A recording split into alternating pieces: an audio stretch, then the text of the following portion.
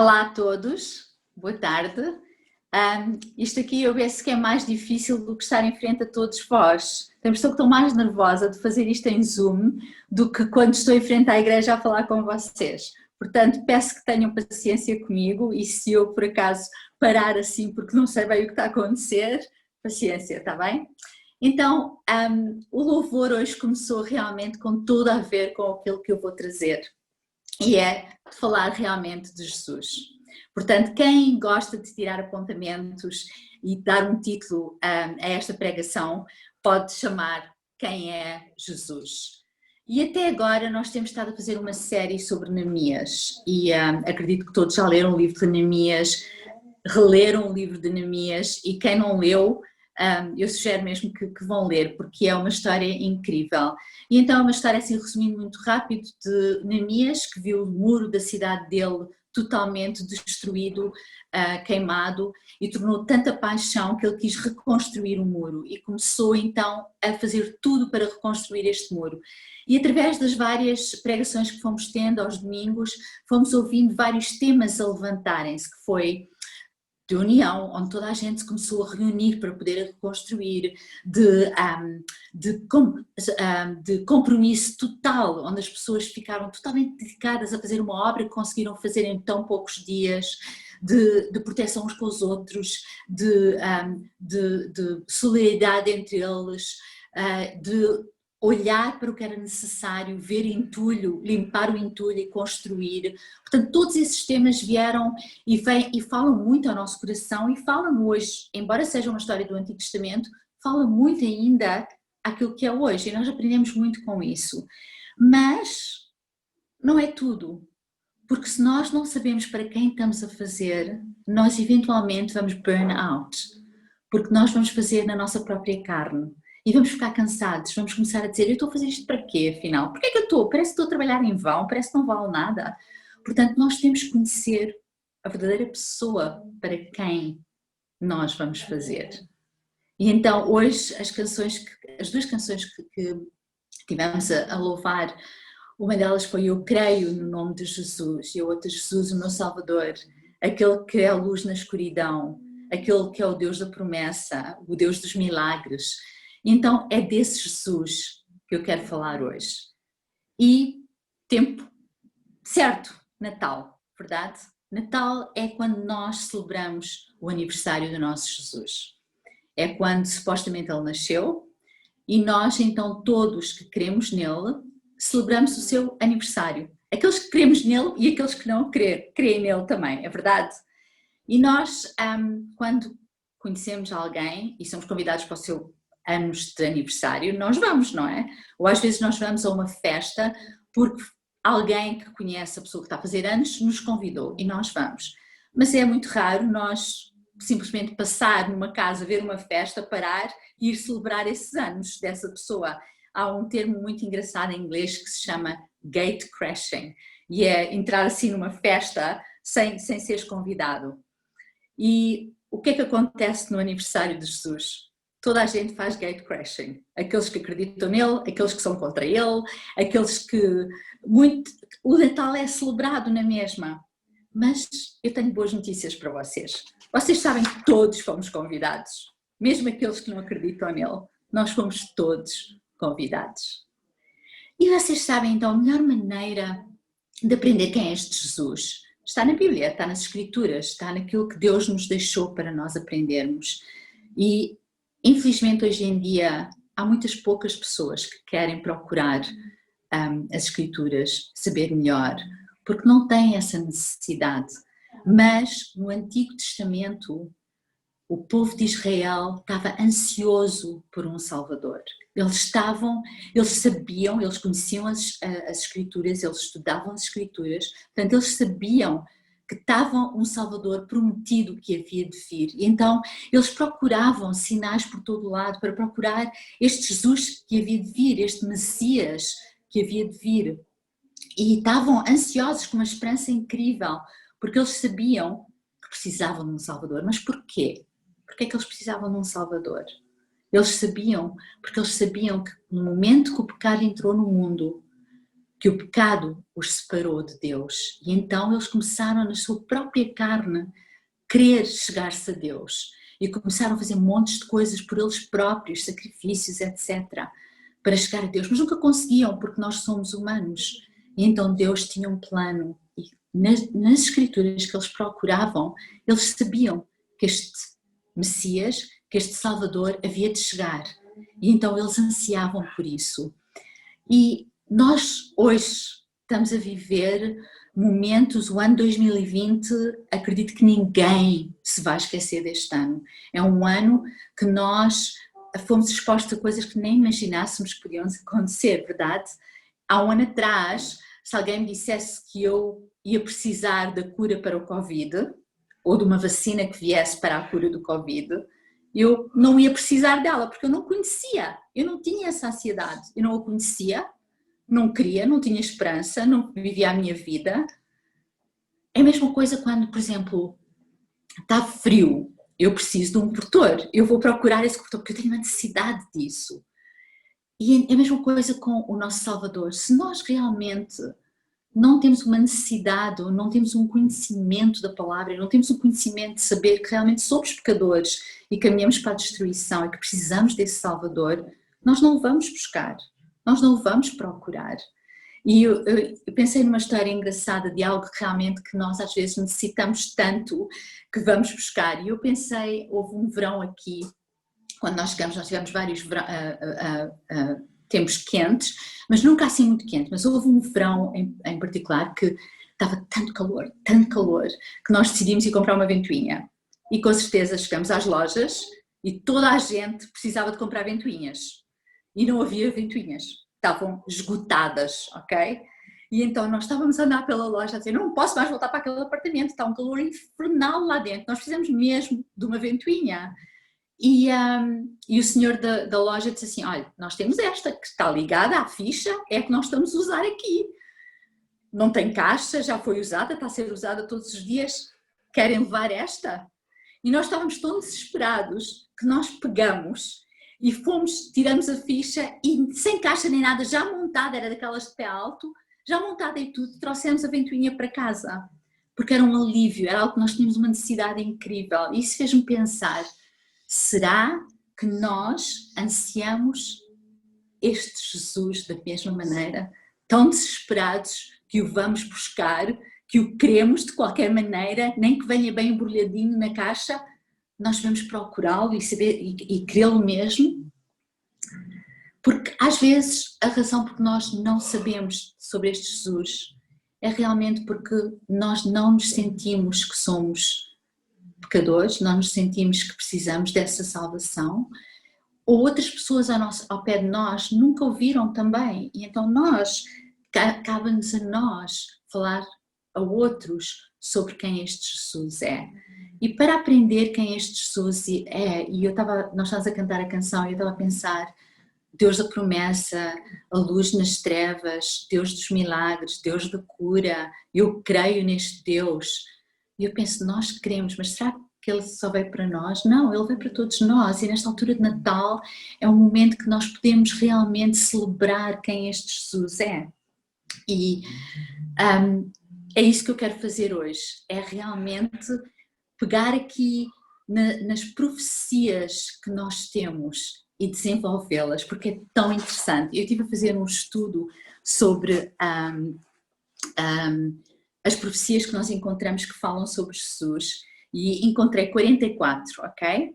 Eu só vou falar sobre 5 e fiz uma lista que está aqui, ok? Aqui. Depois, se vocês quiserem, eu depois vou enviar por mail ou WhatsApp, mas são profecias no Antigo Testamento da promessa que Deus ia enviar um Salvador e depois elas cumpridas já.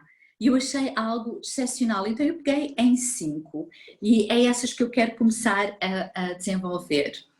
Mas não se esqueçam que tudo isto vem nas Escrituras, todos nós podemos ir buscar e ler e comer mais e desenvolver mais, e só assim é que nós ficamos com esta Da mesma maneira que eu tinha esta ansiedade por esta ventoinha, é esta ansiedade de querer ler mais, de querer saber mais, porque a palavra de Deus realmente alimenta-nos. E infelizmente a palavra também nos diz que nos fins dos tempos as pessoas não vão estar interessadas mais. Até vão questionar se é verdade, se não é verdade, mas isso também está profetizado que isso vai acontecer. E eu quero-vos ler só uma escritura em 2 Timóteo 4:3 e diz assim: pois virá o tempo em que não suportará a sã doutrina, pelo contrário, sentindo coceira nos ouvidos, segundo os seus próprios desejos, juntarão mestres a si próprios. E o que é que isto quer dizer? Isto quer dizer que as pessoas hoje em dia, mesmo que leiam a Escritura, vão buscar aquilo que lhes convém, aquilo que lhes vai coçar as orelhas e soar bem, e vão receber isso. Aquilo que é mais difícil, aquilo que já não presta tanto, nós não vamos aceitar. Infelizmente a palavra de Deus é no total. Quando nós lemos, nós temos que recebê-la da maneira que Ele nos está a dizer.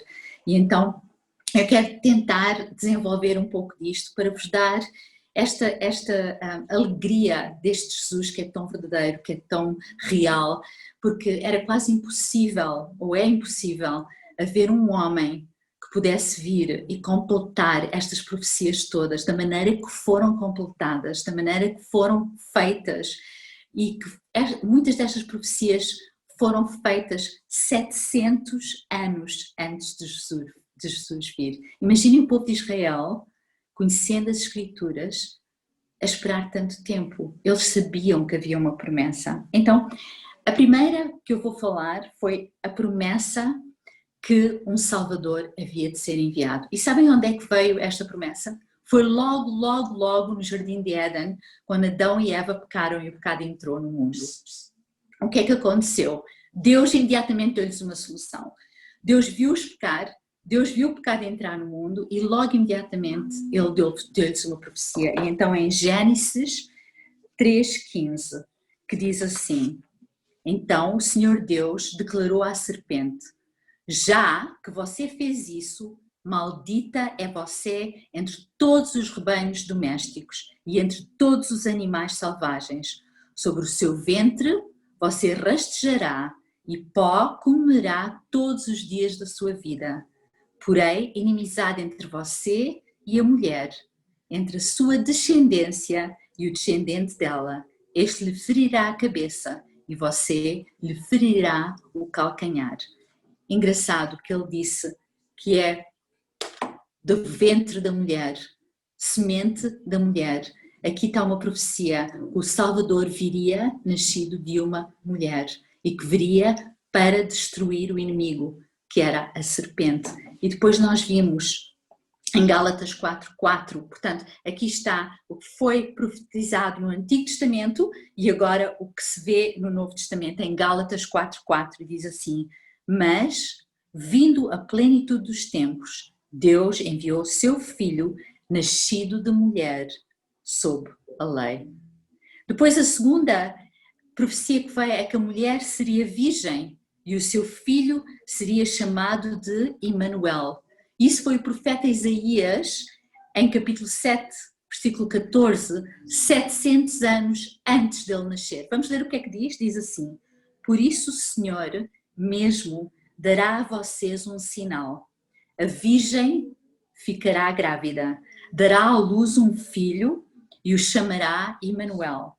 Interessante que isto foi profetizado 700 anos antes do nascimento de Jesus. Vamos ver agora o Novo Testamento? O que é que o Novo Testamento diz? Em Mateus 1:21-25 diz assim: ela dará à luz um filho e você deverá dar-lhe o nome de Jesus, porque ele salvará o seu povo dos seus pecados. Tudo isso aconteceu para que se cumprisse o que o Senhor dissera pelo profeta. Portanto, agora isto no Novo Testamento, a completar aquilo que foi dito no Antigo Testamento. A virgem ficará grávida e dará à luz a um filho e lhe chamarão Emanuel, que significa Deus conosco.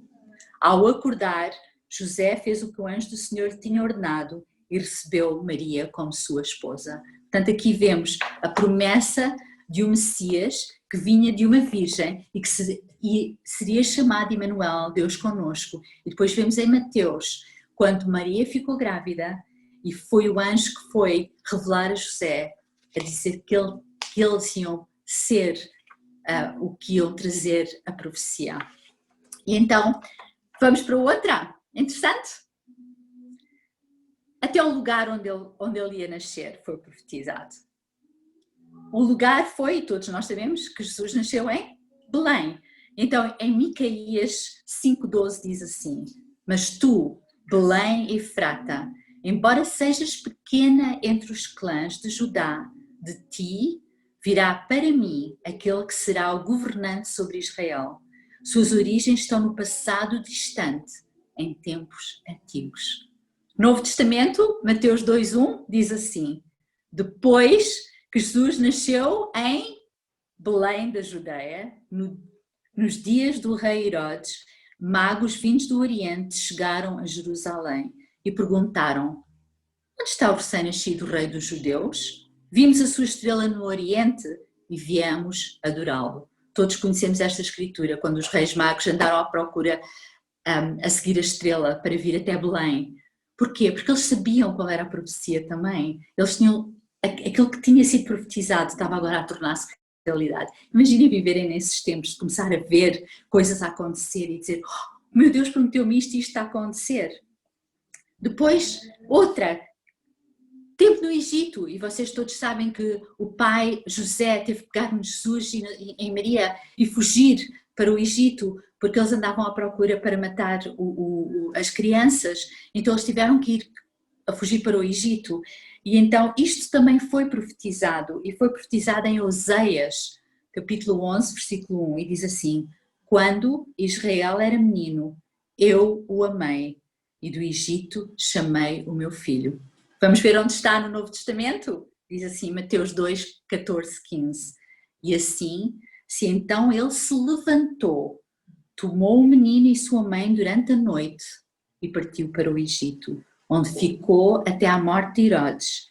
E assim se cumpriu o que o Senhor tinha dito pelo profeta: do Egito chamei o meu filho. Mais provas que este Jesus foi o prometido Messias que Deus prometeu? Vamos falar sobre a quinta profecia, e diz: sobre a sua vida falaria em parábolas, curaria os enfermos, seria um profeta. E quem é que disse isso? Isaías novamente. E vamos ler Isaías 61, 1 a 2. O Espírito do Soberano Senhor está sobre mim, porque o Senhor ungiu-me para levar boas notícias aos pobres. Enviou-me para cuidar dos que estão com o coração quebrantando, anunciar liberdade aos cativos e libertação das trevas aos prisioneiros, para proclamar o ano da bondade do Senhor e o dia da vingança do nosso Deus, para consolar todos os que andam tristes. E para mim esta profecia está incrível, porque depois vê-se quem completou esta profecia novamente e vê-se o que aconteceu com Jesus. E eu vou ler em Lucas 4, 16, 20. Incrível, ouçam. Lucas 4, 16, 20 diz assim: ele foi a Nazaré, portanto Jesus andava a caminhar, como vocês sabem, ele andava a ensinar, ele andava com os discípulos, e ele foi a Nazaré, onde havia sido criado. E no dia de sábado entrou na sinagoga, como era o seu costume, e levantou-se para ler. Foi entregue o livro do profeta Isaías. Abriu e encontrou o lugar onde está escrito. Imaginem Jesus fazer isto. Ele abriu o livro sagrado. Eles abriram no livro de Isaías. E diz o quê? Vamos ler o que diz. O Espírito do Senhor está sobre mim, porque Ele me ungiu para pregar boas novas aos pobres. Ele me enviou para proclamar liberdade aos presos e recuperação de vista aos cegos, para libertar os oprimidos e proclamar o ano da graça do Senhor. Então ele fechou o livro, devolveu ao assistente e assentou-se. Na sinagoga, todos tinham os olhos fitos nele. Porquê? Porque aí eles sabiam as escrituras, eles conheciam quais eram as profecias e eles reconheceram imediatamente: é Ele, é o Messias. Ele falou aquilo, Ele veio completar aquilo que tinha sido profetizado 700 anos antes. Não é incrível? Para mim é tão maravilhoso conhecer este Jesus que veio fazer algo que foi prometido. Ele é verdadeiro, Ele veio completar. E realmente é este Jesus que nós temos que abraçar e conhecer e tentar saber mais sobre Ele, porque Ele é o nosso prometido, Ele é o nosso Salvador. Vocês sabem que no Antigo Testamento, sempre que eles pecavam, eles tinham que ir matar um cordeiro, uma pomba, e faziam um sacrifício no altar. Iam ao sacerdote, e o sacerdote dizia, tens que fazer isto e isto e isto, e vocês sabem que o Antigo Testamento está cheio de regras, sobre regras e regras e regras daquilo que tinha que ser feito. E então um cordeiro era morto, ou uma pomba, mas só era bom para aquele pecado. Porque quando eles pecassem novamente, o que é que acontecia? Eles tinham que buscar outro. Porquê é que vocês pensam que quando falam de Jesus dizem Cordeiro de Deus que tira o pecado do mundo? Ele foi o último cordeiro que foi sacrificado. Ele foi o último cordeiro que veio à terra uma vez para todas, porque o povo sozinho não consegue fazer. Deus teve que mandar o seu filho à terra para estar connosco, fazer morada dentro de nós, para nós podermos chegar a Ele. É Ele que vem ter connosco, não somos nós que vamos ter com Ele. Ele veio aqui para demonstrar o amor dele. Vocês, a maior parte de vocês conhecem a Escritura João 3:16, que diz: porque Deus amou o mundo de tal maneira que enviou o seu único Filho para que todos que nele creem tenham a vida eterna. E como é que as pessoas creem? Só creem se sabem, se alguém lhes fala, se alguém lhes compartilha este Jesus que nós temos, este Salvador que é nosso, que veio para fazer morada dentro de nós, para viver connosco, para nos dar vida abundante. Não é incrível? E nós agora estamos a celebrar este Natal, estamos a celebrar este aniversário. Nós temos algo maravilhoso para celebrar. Quando nós comemos o bacalhau, o bolo rei, as rabanadas, e como vamos fazer daqui a pouco, celebrar a ceia, é com alegria. Quando nós temos um aniversariante dentro de casa, como fizemos hoje com o meu pai, eu fiz Zoom com a minha família na África do Sul, em Dubai, foi incrível. Porquê? Porque nós alegramos-nos da pessoa que nós amamos. E é com Jesus a mesma coisa. O Natal devia ser com este sentimento de realmente gratidão eterna e de saber que há uma celebração e uma alegria e festa. Mas vocês sabem mais, essas coisas foram completadas até aí. Mas sabem que ainda há uma profecia que tem que ser completada. E sabem qual é? A palavra de Deus diz que Ele vai voltar. E nós acreditamos nisso. E será que nós sabemos o suficiente? Sabendo que Ele vai voltar, estamos à espera dEle, estamos preparados para Ele? E ainda melhor, nós somos todos convidados para esse banquete. Ele quer que todos nós estejamos prontos para podermos ir celebrar o banquete com Ele. Portanto, este Natal, o que eu vos quero deixar é realmente este Jesus que veio. Não é só o Jesus que nós lemos, não é só o Jesus que está deitado no presépio, não é só o Jesus que nós vimos e olhamos para ele e dizemos, ai que lindo. Não, tem muito mais significado. Portanto, este Natal, pensem assim. Mas uma coisa mais importante também é que celebramos o aniversário dele. Sim, ele veio, nasceu como todos nós, mas se ele tivesse só nascido e tivesse ficado por ali, ele era como todos os outros, ele era como todos os outros deuses, ele era como todos os outros nós, mas ele venceu a morte. Ele ressuscitou e conquistou a morte, que é a morte, é o pecado, é o que nos separa de Deus.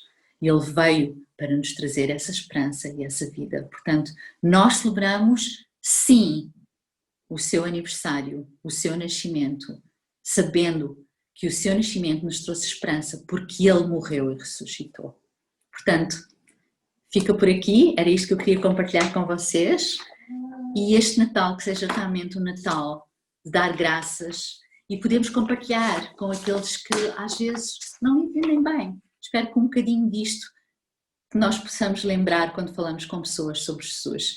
E eu vou tentar enviar isto então talvez para o WhatsApp, para o mail, e E é interessante porque tem montes de coisas, como foi a crucificação, essa palavra, de, de Jesus.